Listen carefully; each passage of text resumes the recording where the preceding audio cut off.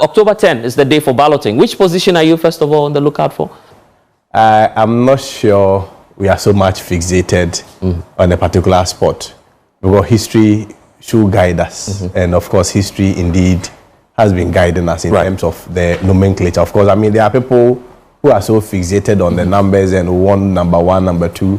There has been instances, President Akufo-Addo has been number one, he's lost. There has been instances, Kufuor was not number one, he's lost. You recall the last election, ZM was number 8. And we're all preaching that we want to break the 8. Yeah.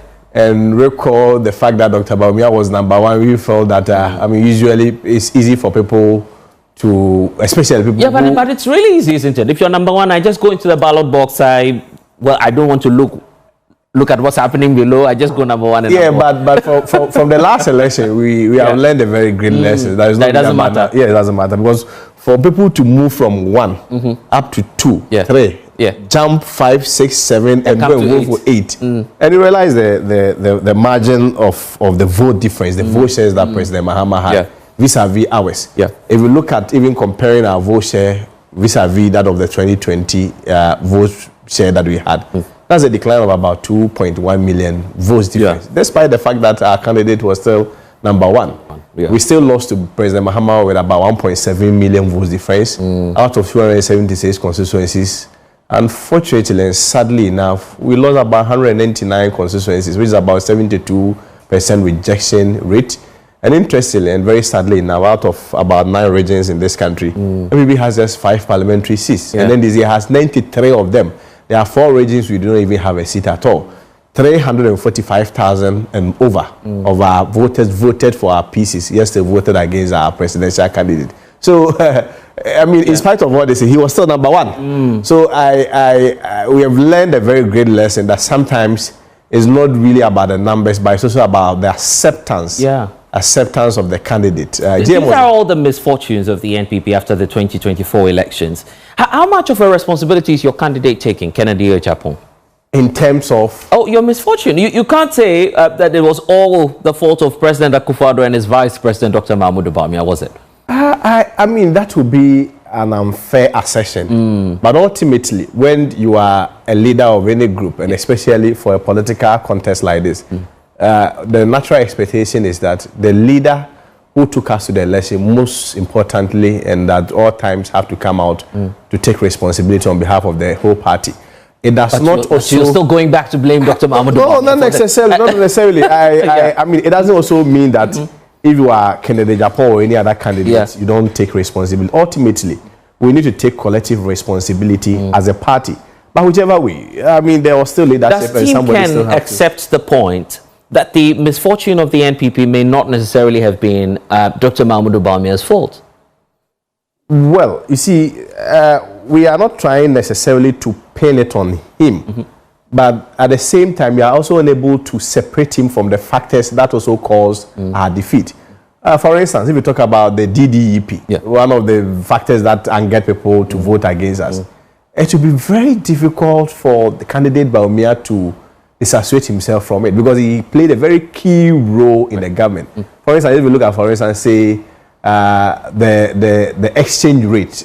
I mean, Dr. Bawumia was hailed as an economic messiah. He was noted for that. And he started performing. It may not necessarily have been his doing, but at the end of the day, the data has it that from 1:4, where Mahama left it, he took it, or we as a party, of course, I mean, he led the economic management team, took it from 4 to 17.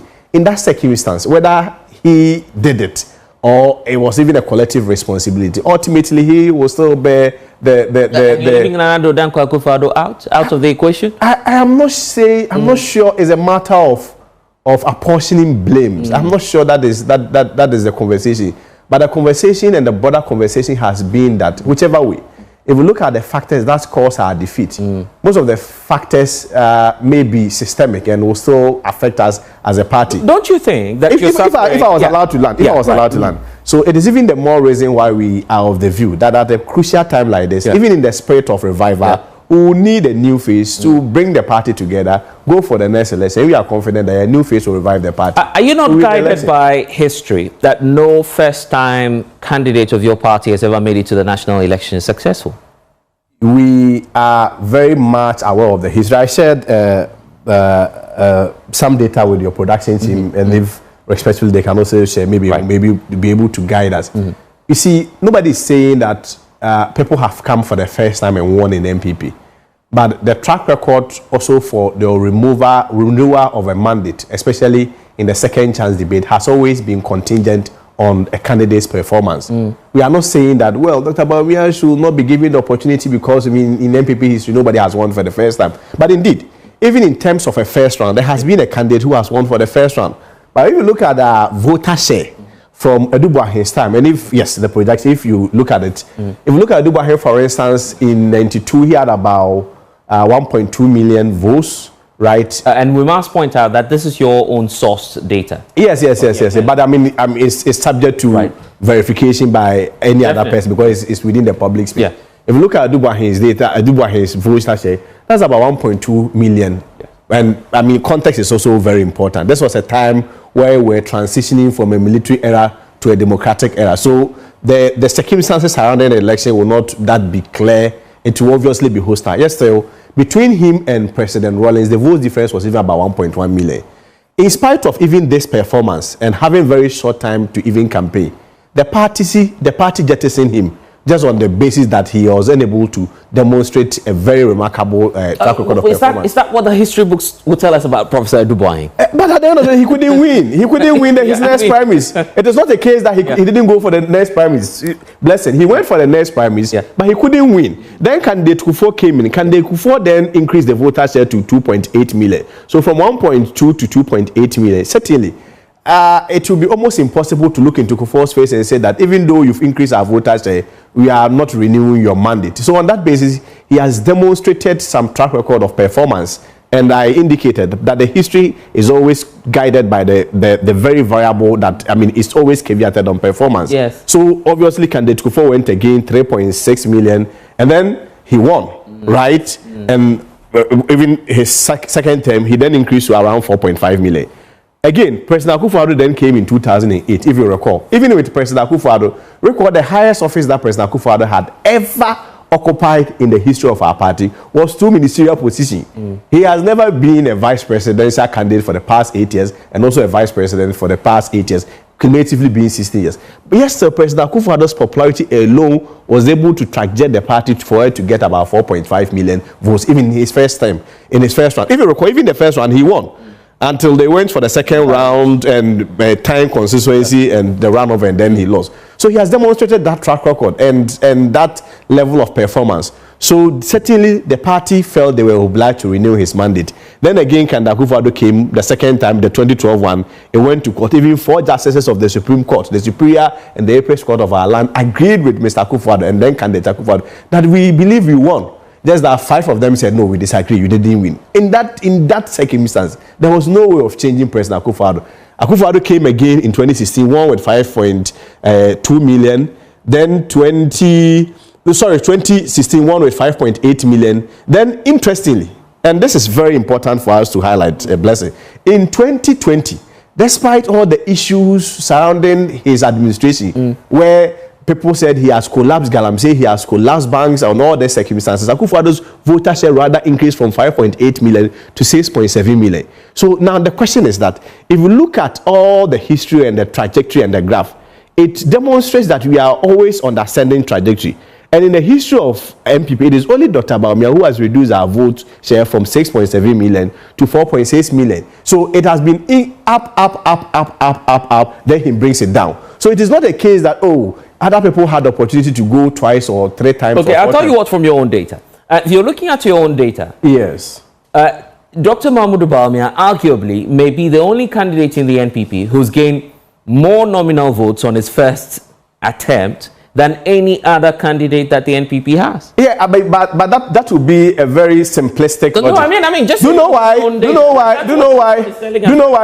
Let me. I'm going to answer you. I'm very prepared for this for this interview. I get that. That would be a very simplistic logic because you also have to take into account and consideration the number of voters and the voters registered. I get that. And people who voted. But so in nominal terms, he's had more votes than any other individual who's trying for No, I'm saying that argument will not suffice because you also have to look at Adubuahin. Then there is no comparison even in the first place. Adubuahin is an outlier if you look at the... No, you see, the point is that how many people voted during Professor Adubuahin's time? How many people voted during President Kufuor's time? Yeah. That is why, for the purpose of context and the discussion like this, use the percentage terms. But I'm using your own data here. No, I am saying that the data, you are using my own data, but with the wrong interpretation. No, you choose to decide. I mean, on which. No, but interestingly, if you are to go by that logic, if you are to go by that logic on his first time, then it also presupposes that if you look at Akufo-Addo's first time, Akufo-Addo's first time was what 4.5 million, and then Bawumia then comes to 4.6 million in his first time.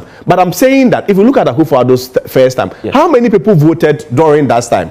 In terms of the voter quality, the voter population, you also have to take that into consideration. Data is subject to interpretation. Yes, but I'm saying that it's subject to reasonable interpretation. That is the most important thing. It is not the case that data is subject to interpretation. So you make any voodoo analysis and you go your way. This is no voodoo analysis. I'm surprised that you're taking me on this. And you brought your data into I'm interpreting the data based on what I see as well. This is the first time that I'm seeing that you are going to use the nominal figures. Yes. No, you see. Why won't you use the nominal figures? Nominal figures will not be used. No, nominal figures will not. No, nominal figures will not be. Percentage performance. No, but you see, even let's even go by your logic. I'm telling you, you can't dispute that. Hold on. I'm using your I'm coming.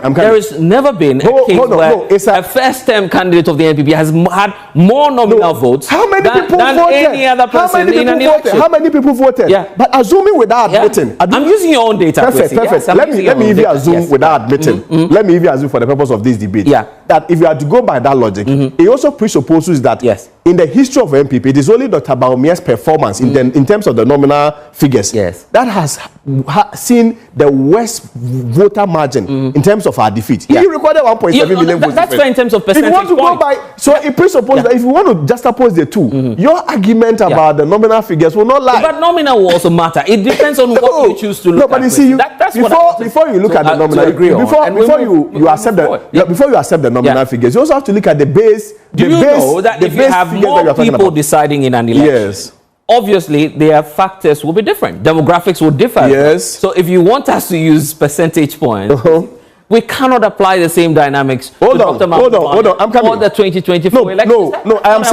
saying that your argument about even nominal figures is defeated by the fact that going by the same nominal figures. He's the worst performer ever in the history of the party. But he's the best ever to gain more nominal votes. Because he had more votes. Because there were more voters. And why I choose to lie, for instance, on nominal votes in an election is because each vote counts, you agree? No, but you see, it will be completely simplistic and I mean, for the lack of better words, unreasonable logic. Yeah, it is reasonable. No, hold on. Let's take a look at how many people voted in 1992? If I had and let's go with the nominal votes again. Let's go with the nominal votes again. If I had 4.6 million people voting for me in 2024, I obviously have more following, and you can't dispute that figure. I obviously have more following than any other candidate of the NPP who's contested any other elections. Facts. It's a wrong analysis. No, it's a fact. No, I'm dealing with the figures now. No, you see. Okay. I am suggesting to you. In data analysis, that would be on a very wrong premise. Why would it be wrong? It will be on the wrong premise because you are not comparing your data alone. You are comparing your data with other people's data. And I'm telling you that in nominal terms, you cannot dispute that fact. Can I ask you a question? Even had this is not more votes nominally than any other. I'm happy with what we are doing. I'm happy with that. This is a cross-examination. This is a cross-examination. This is an interview, so we can have a discussion. I love the discussion. So you have to look at also situations in the proper context. In 1992, how many people voted? Right. That is Adubuahin's first time. Yes. In 1996, when Kufuor came, how many people voted? In 2008, how many people voted? Right. What was the total voter college? That's where you have to look at it and situate in that context. If you want to look at the nominal figures, then you may as well say, then Adubuahin was the worst performer. But interestingly, Adubuahin and Rawlings, the gap between them was 1.1 million. Right. Despite Adubuahin recorded 1.2 and Rawlings recorded around 2 points. I'm not so sure of the figures. But those that voted were still around 4 million thereabouts, right? You cannot compare that to, in the case of Dr. Bawumia, where the whole voter rate is about 18 million, and I don't have the figures that voted, but obviously more than 10 million because he recorded around 4.6 and Mahama recorded around 6.7 or 6.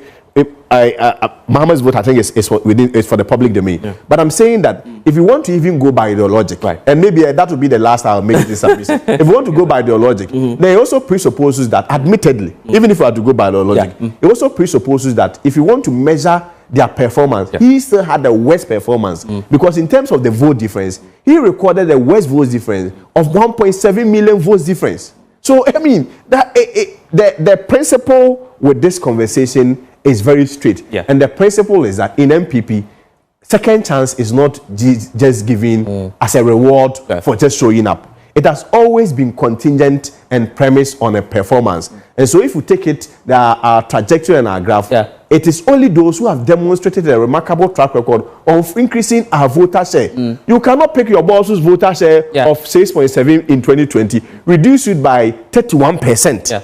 In just less than 4 years. Even if you want to look at... So you choose to do percentage points, but what I want us to do tonight is to agree on the facts. And these are your figures you brought. I mean, these are not my interpretation. I'm looking at the figures you brought. And I want us to agree that yes, in percentage terms, as you're pointing out, he may have dipped votes. But if you're doing a comparative analysis of nominal votes... Do you know the basis where I agree? Dr. Mahmoud Bawumia has the highest following compared to any other candidate who's gone for elections for the very first time. I agree with you. So you agree, yes? No, let me land. No. Right. Don't get soundbites from me. I've been doing this job for a long time. I agree with you on just one contest. That you also agree with me. That in case of Dr. Bawumia's instance, an example that you are citing, there were more voters as compared to the previous ones. If you agree with me on that premise, you can move on. That makes my point the more. That when you have more voters, then it would not be entirely fair if you're only making a percentage argument. No, but you see, that is the more reason why if you are comparing to other voters, you have to try the percentage. So why not use nominal, which refers to individuals who queued to vote for a candidate? No, nominal will not apply here. It's a wrong logic. Is making a decision based on the facts. I'm surprised why we are doing this back and forth. Because at the end of the day, because I'm interested in the figures largely. Because it won't be a logical analysis for you to say that, Dr. Bawumia had 4.7 million votes. Whilst about 10 million people voted. And then you go and say, because Eduba he had 1.2 million, whilst about 4 million people voted, you don't consider the people that voted. I get your dynamics. If you want to add it, then we are good to go. If you're doing addition and subtraction, Dr. That's your addition and subtraction has more following than any other candidate who's gone into assuming with that I'm to agree with you. Then you also agree with me that in terms of the worst performance from 92, Dr. Muhammad Bawumia has demonstrated the track record of giving us the worst performance ever in the history in terms of the same nominal. Percentage. No, even the nominal 1.7. He's the worst because you see, Eduba he was about 1.1. Kofua was about 1.2 million. Even Akufo-Addo's first time, he actually won with about 100,000 votes difference, if you recall. And he went to 10, and Professor Mills beat him with about 23,000 votes. So even in terms of the nominal figures, it is only Dr. Bawumia that has also demonstrated the remarkable track record of the weakest and most poorest performance in the history. Okay, I'm telling you this because of, you've heard that, Aka 9 and that's the argument from the side of the Bawumia campaign. They feel that there's so much work that has gone into the 2024 elections that if you bring a new candidate, you'd have to start the work all over again just to get to the point where he's gotten to. Blessing. I am sure those who even brought the Akana MP logic has abandoned it. So maybe we may better leave it undiscussed. The reason is that it's not only simplistic logic, but to be very fair and very honest to academic intelligence, one would say that is an unintelligent logic. The basis is that the 9 is not 9 as in a figure. It's in percentage terms. That's about 1.7 million votes difference. To sustain the logic and argument of Akana MP, which presupposes that Dr. Bawumia already has existing about 41% votes, it presupposes that then courtesy should also be extended to the NDC to also suggest and maintain that they too has 56 and for that reason there shouldn't be any contest in the first place. So that logic is completely flawed. It's completely unintelligent. It's not a logic that's supposed to be advanced in any academic discourse. It's deceptive and a fleeting logic that it shouldn't have even been thought of in the first place. Rekwa Akufo-Addo. Akufo-Addo was leading with about 100,000 vote difference. All that he needed was about 0.24 votes, which translates about 24,000 votes then. When he had won the first round in 2008. How many electoral cycles did it take him? It took him extra 2 electoral cycles, plus the 2008 one. He went for 3 successive elections before he became president. So when you are trailing with about 1.7 million votes, and you go and tell the delegates that I can't pay, is either you don't respect them or you suspect that they are gullible and that you are going to take advantage of their intelligence. Let's do this. You support and speak for Ken Agyapong, and it will not be fair for me to have you and not speak about what difference he would make. Here's a candidate who was, yes, number 2 in terms of the ranking. Somebody just sent you a message that he said I should read for you. Oh, okay, that's great. Maxwell Asai, he's a lawyer also. Oh, great. He said the host analysis is very interesting and out of touch. He should know that the voter population in 1992 and that of 2024 are so different. That Bawumia was required to have increased his number rather than decrease it because the voter population increased during his time. Because I never made those points. I'm just pointing to nominal figures. Based on the nominal figures. He was just pointing to nominal figures, and that's why I'm saying, and that can never be disputed, that he has more nominal votes than any other candidate of the NPP. That's a fact, based on your figures, based on our figures. In terms of performance, he has more nominal West performance. Which I won't fault you on that because you work for the Ken campaign. So that's why, fair enough. No, he says these are statements of facts. This has nothing to do with. Okay, so let me get to another fact for you. Yes, Ken Agyapong was number 2, trailing with some 30+ percentage points of the 37. votes. 37, yes. I recall being there when President Akufo-Addo was, raising both hands and, praising everyone for quite a united show. But if you're looking at what's happening now in this election again, you still have the same album, I believe, voter population, arguably. It's changing significantly. Yes.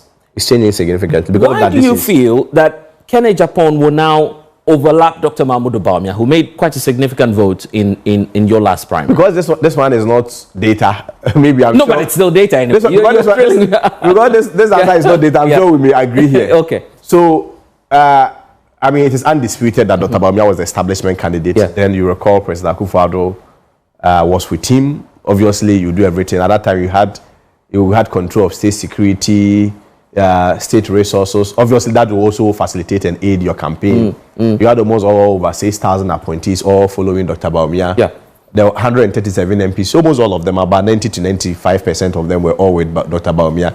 MMDCs, all 276. You dare not say you are not for Dr. Bawumia. Oh, that's what happened? Yes, that's what happened. It's a public knowledge. I'm surprised you are feigning ignorance. Oh, really? I'm surprised you are feigning ignorance. Then you look at all the constituencies and the chairman and executives, literally, they were pseudo campaign coordinators for Dr. Bawumia. Unwillingly, some of them, whether you like it or not, you have no option.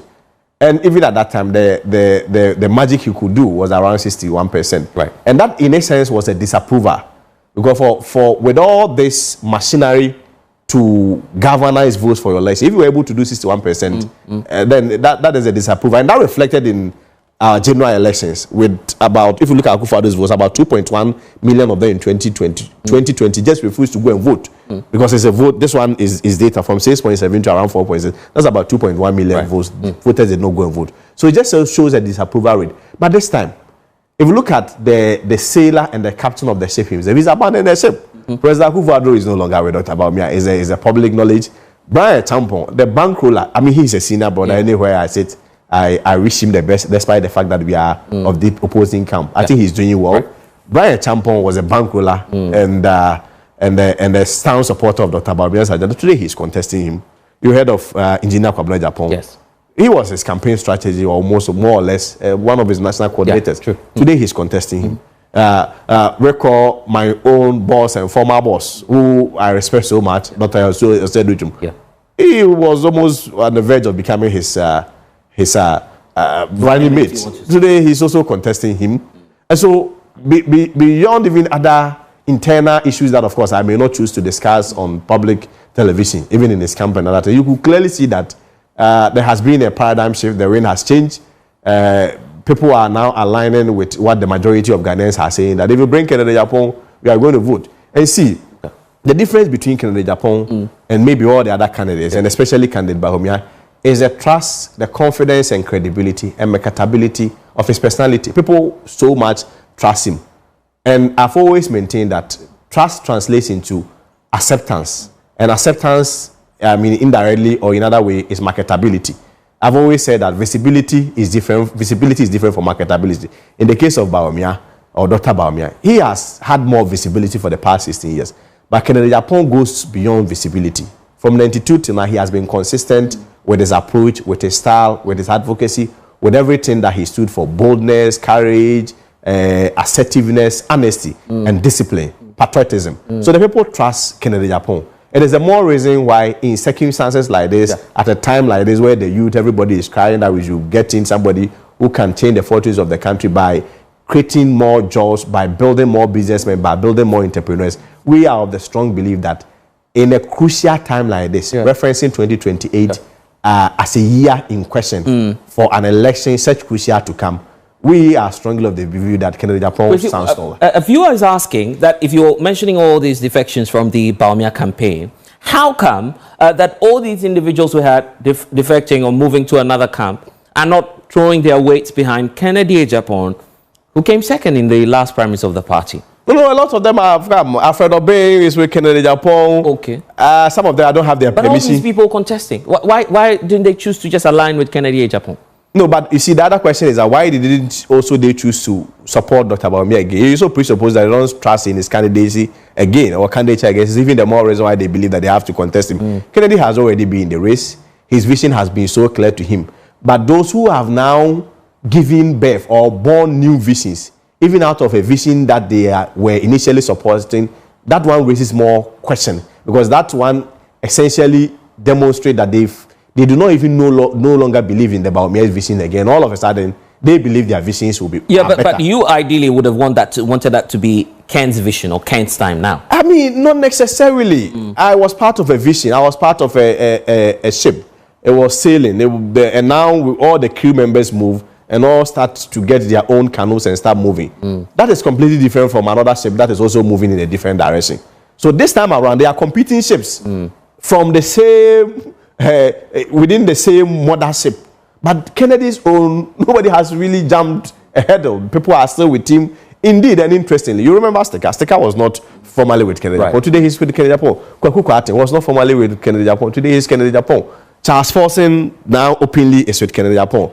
Of course, some of them I do not have their permission. As much Chemi and Co, they are all publicly with Kennedy Agyapong. Last elections, you realize that I was almost indifferent. Of course, I had to align with where my boss was aligning. Certainly, you may have to publicly align with Dr. Bawumia. But today, I'm also with Kennedy Agyapong. But for Kennedy Agyapong, his strength does not even lie in the power brokers. No. Kennedy Agyapong's strength has always been with the grassroots, the ordinary people, the people that you may not place so much value on them in terms of holding so much influence and power. These are the people that he has been speaking for. These are the people that he has been advocating for. These are the people that he has been always saying that the party should take care of them. And that is where his strength lies. And we are of the view that they have the numbers. The constitution makes it clear. Sovereignty resides in their people. So even with our electoral process, we believe that much and greater sovereignty resides with them. And that is where that before Kennedy Agyapong becomes a presidential candidate, he ought to cross the delegates test. Strong competition you're now facing with 5 individuals. Because these are people, as you're pointing out, with quite a great standing in the party. What's your estimated outcome in terms of the projections you are already making as to how this will fare? In terms of Kennedy winning, the primaries, yes. In terms of Kennedy winning, yes, sometimes you are also guided by the polls that is coming around. But of course, we also sponsor internal polls to also guide our internal campaigning and decision making. For about sitting here, I may think we should be doing around 62 to 64%. The reason is this.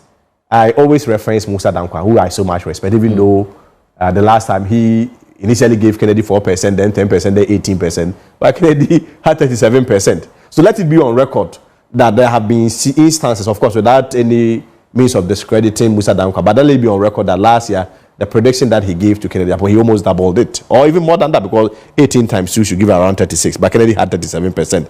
So he multiplied it by 2 and even added +1. But so we are guided by that. But if you look at Musa Dankwa this time, the research that, for instance, is coming out, you notice a trend that every month Dr. Bawumia's votes reduced by about 5%. Even though Kennedy Agyapong's votes per Musa Dankwa doesn't increase, what it presupposes is that, especially if you are doing analysis of the data, is that usually people are not afraid to voice out where they are going to vote, especially if they are aligned with the establishment candidate. But right now that the votes are reducing and they say they are undecided, or they will not disclose. So they are not going to tell you who they are going to vote for. Reasonably could be for Kennedy or Brian. But going by the same trend and same trajectory, the descending trajectory, if we are to maintain that where every month Dr. Bawumia's votes is today by 5%, 5%, 5%, 4 months to come, he will going to lose about 20%, which means he's going to get around 27%. And I am damn sure that the 27% that he's going to get will be looking at about 73% to be shared among himself and Dr. Brian Champo and Dr. Duchum. And I'm projecting him to pick around 62, 64%. Let me be more direct about this. What is it that Kennedy Agyapong has to offer the NPP that you haven't seen in any other candidate, including Dr. Mahmoud Bawumia, who led the party to the last election of the NPP? Kennedy Agyapong is assuring two things. One to the party and one to Ghanaians. But of course, they interrelate. The first one is to the party is that he assured them he's going to win as power in 2028. To win as power, we will need a strong candidate. You saw what happened to us at Agyapong, where we were treated as second-class citizens in our own country. I'm not sure under the leadership of Kennedy we will be able to watch that. I'll tell you what Kennedy will not do. We will not go into an election where the EC gives 72 hours ultimatum to declare. And at some point, Kennedy, maybe in an attempt to look good and prepare himself for the next election, comes out prematurely and say that, yeah, we've lost the election in advance. I'm not going to, I've accepted defeat. And then leaves the rest of the army to fight for their own battle. That's what Kennedy will not do. I mean, on hindsight, are you telling me that you don't support Dr. Mahmoud Bawumia's early concession? I will tell you what Kennedy will not do. It's not about Dr. Bawumia. So I've told you. You're looking at the outcome of the election. You've lost significant votes in Parliament. Yeah, but lost the election remember, by over let me compare that. a million votes. Before I come to the next, what else would you have done? Before I come to the next thing that Kennedy is going to do, let me also compare that to 2020. Yes. Remember candidate Mahama?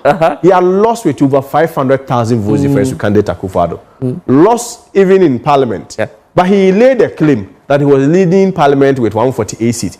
He maintained and insisted on that claim, even failed to congratulate Akufo-Addo. Yeah, but to be fair, that was never the comment of President John Dramani Mahama. Wait, which one? It was Asiedu Nketia who addressed the press at that time. That they flipped they were in a comfortable lead and they flipped out of the football. And then we had Otokuno Kampu. So you think Mahama were... But it was never the president. I'm just pointing you to... But I'm suggesting to you that was the decision of the party headed by John Mahama then. He was a candidate. Yeah. I am suggesting that to you. And I'm even moving beyond suggestions. I'm putting it to you. Yes. That you can... Lawyer counsel is now putting it to me. I agree on that. Yes. So, I mean, whichever way, that was the position of the party, yes. Yes. So, candidate Mahama then stood till the whole process ended to the extent that he was able to secure 137 and share parliament with us.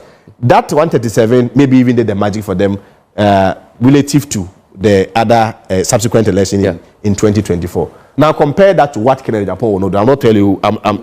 I'm not here to talk about that. I'm here to talk about what Kennedy Agyapong will do. So Kennedy Agyapong will demonstrate courage. Kennedy Agyapong will make sure that we fight till the end of the battle. And most importantly, what Kennedy Agyapong is going to do, if you ask me in 3 sentences, I'll tell you that Kennedy Agyapong is going to do 1, he's going to create jobs. 2, Kennedy Agyapong is going to create jobs. 3, Kennedy Agyapong is going to create jobs. And essentially, Kennedy Agyapong is going to produce about 1 million businessmen who are going to turn the fortunes of the country using entrepreneurship and job creation. I get that. So that's the vision of Ken. Will Kennedy Agyapong, for instance, in the interest of unity, because you need that, that's key for you going into the next election, support Dr. Mahmoud Bawumia either as running mate if things don't turn out well for him in the primaries? I think their visions are different. Kennedy Agyapong's vision for Ghana, he can well implement it when he's the head of the team, when he's the president. Yeah, but you're selling the same boat as the NPP. No, but I'm saying that if that is a logic, then we should let one candidate go for the primaries. I'm saying that each of them has their visions completely different. Kennedy Agyapong's vision, he can best implement it when he's the president of the country. Not as vice president. As vice president, you're going to be technically be in charge of the. But remember what Dr. Bawumia. And by the way, I'm not saying that is what ideally should happen. It could be the other way around. But I'm just suggesting that if you become a running mate, if Kennedy Agyapong becomes a running mate to Dr. Mahmoud Bawumia, he then has the power, if you're successful, Are you sure? the economic management team. Is that not a better opportunity to demonstrate How you are you sure vice presidents have a lot of powers in this country? They don't. Because the way Dr. Bawumia still made us believe that when it comes to the dollar, his advice was not heard. DDEP, he didn't know. When the increase fuel, he didn't know. So I'm not sure vice president. Do you believe him on that he didn't have too much powers? Well, I want to keep it for myself. Oh, okay. Okay. But in some sense you agree. If you agree, I agree to why then? I mean, that the vice president may not have that is a claim that he lead. Yeah. I have not had the privilege of being exposed to all the information surrounding. Yeah, but assuming without admitting that that's the case, then of course we can't say that indeed Dr. Mahmoud Bawumia did not have the entire control over the party. Talk less of you know the reverse. The policy. See what makes that argument very difficult for some people to believe, according to certain school of thought, is that when it comes to a lot of the nice policies too, he appears to be frontlining digitalization, Ghana cards, or the paperless something interoperability. Yes. So it makes it difficult for anybody to believe that on one side you didn't know a lot of things, or you were stifled to work, and but the other side, almost all the nice things you were doing it. But I leave it to the jury out there. I am not able to convince me one more time on why Ken. Okay, and I'm taking it from this angle that the same Musa Dankwa that you're referring to or citing is giving us a sense of what might happen in the 2028 elections. He says, and I'm just paraphrasing, that it would take a huge misgovernance on the part of the NDC for the NPP to ever win the next elections in 2028. If you believe Musa Dankwa at some point that, of course, his ratings will go in the favor of your candidate, how then would it take any other candidate, even if you're taking out Bawumia out of the picture, including Kennedy or Agyapong, to turn around this misfortune or doom waiting to happen while awaiting the NPP? You see, data is also read and interpreted in a context, especially within a time frame.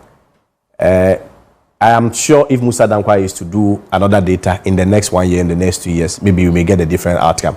I feel it's too early for any pollster to come into such conclusion that it will take a huge misgovernance on the part. No, I don't think it's really about misgovernance. It has also more to do with what Ghanaians want. Whichever way. Yeah. Personality also counts. Okay. NDC, whichever way, are statute barred to present candidate Mahama again. Obviously, they are going to present a new choice.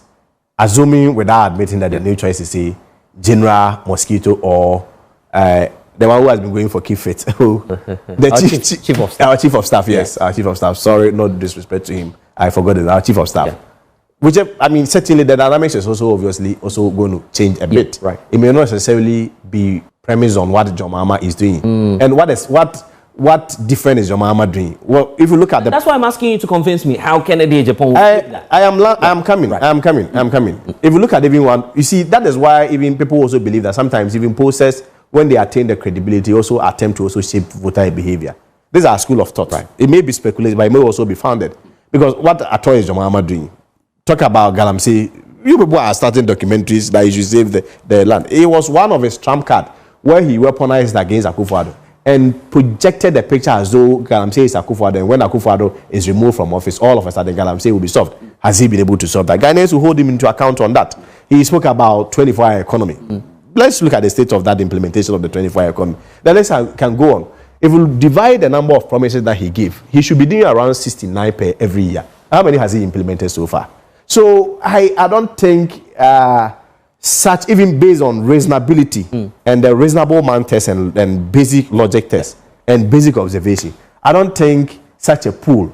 I don't know when he did it. Maybe if it was in January, fine, because at that time Mahama had so much of a goodwill. But now, with Galamsey still getting it so worse in this country, if Musa Dankwa is to conduct a poll and say that Ghanaians are so happy with Galamsey, then so be it. I'm sure Ghanaians will speak louder during 2028. But 2028 is not really about parties. 2028 is about personalities. 2028 is about what you are going to bring on board. Look at the World Bank. World Bank is saying that by the next 10 years, about 1.2 billion people are going to search for jobs in developing economies. Out of that 1.2 billion looking for jobs, only about 400 million jobs will exist. It essentially means that 800 million people will look for jobs and the jobs will not exist. Maybe you may say that, oh, that is the global perspective, but let's even come to Ghana. We deceive ourselves. We say, oh, unemployment rate is about 14%. But let's look at the quality of life of those who are even employed. People the World Bank and even Ghana Statistical Service will tell you that about 80% of those who are employed are underpaid, getting less than $200 because it's around. So that's where Ken comes in? I'm coming. Getting about 3,000 Ghana cedis a month. How much do you pay for rent? How much do you pay for your car service? How much do you pay for your children's school fees? And the 20% of them, World Bank and Ghana Statistical Service will then tell you that they are even living extreme poverty.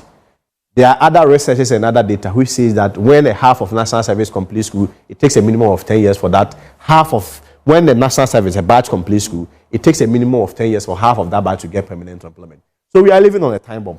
It is the more reason why Kennedy Agyapong, with his track record in job creation, at an individual level has been able to create about 7 jobs, which has employed about 7,000 people. If he has the capacity to do it at that, national level, we believe that he will solve the problem of unemployment. That is where Ken comes in. So that's where Ken comes in? Yeah, that's where it comes in. So jobs. How does he intend to create the jobs? And which kind of job will Kennedy Agyapong be creating? Ken believes that there is a link between socio-economic transformation and agriculture. He believes that there is a link between socio-economic transformation and tourism. Those are the key variables that he's going to benchmark his job creation on. And of course, you also heard him speak about the Asian magic model, where you empower the private sector, the private way. So, for instance, if Kwesi Chum can recruit 10,000 people, this time around, build his capacity so that he'll be able to recruit 100,000 people. If Zim Lion can be able to recruit 100,000 people, build his capacity so that he'll be able to recruit 1 million people. If there are 10 Zoom Lions in Accra, make sure you create 100 Zoom Lions in Accra. If each one of them is recruiting, say, 10,000 people in 500, that's about 1 million jobs. And automatically you fix the unemployment problem. People then tend to pay taxes, and you are good to go. All right. So we need to go because we just have about a minute to go. If it's not Ken, who else on the ballot should the delegates go for as the next leader of the party? I mean, that would be very fatal for me. But if it is not Ken, I don't think it should be Dr. Bawumia. I strongly believe first it should be Ken. But assuming without admitting, for the purpose of academic exercise, that is not Ken, it shouldn't be Dr. Bawumia. We, even in the spirit of revival, after 16 years of having been in the helm of affairs of the party, we believe that a different person should take the helms of affairs in this country. If it doesn't happen the way you want it to happen, and Dr. Mahmoud Bawumia gets to win, are we assured that Team Ken will unite behind whichever candidate the NPP will choose? We will unite. But again, it also comes to what Musa Dankwa said. Right. That if we bring Dr. Bawumia again, NPP should be ready to lose the next general election. And that aside, Ken, it is almost impossible for NPP to win 2028 elections and even beyond. Let me give you the last 30 seconds to speak to delegates of the party and Ghanaians who are watching us tonight. What would you want them to know? We will just appeal to their conscience. That if you look at the state of the party, the last electoral defeat that we had, the current state of the party with this unity, the state of the country where our young people do not have jobs. We need that person with remarkable track record of achievement, that person with those character traits, being disciplined, being bold, being assertive, being very critical, to be able to also salvage the party. Because I don't want to suggest that we don't have much strong leadership, but I think we could have also done better. And you need that figure, that kind of figure, to unite the party and win power for us and create jobs. So we will continue to appeal to them. Like the Bible says, the heart of the king is in the hands of the Lord. Like the river that turneth, he turneth it where, the river that floweth, he turneth it wherever he likes. So we will trust God that he will place the burden of Kennedy Agyapong on them. And I'm very confident that 2028